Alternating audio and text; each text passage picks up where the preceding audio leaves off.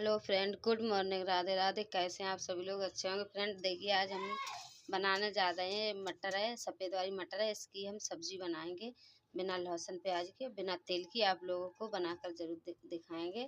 बने रहे हमारे ब्लॉग में, देखते रहे गाइस। अभी नवरात्रि चल रही है, इसलिए हमें गैर छुका और बिना लहसुन प्याज की सब्जी सबके घर में ही बनती होगी।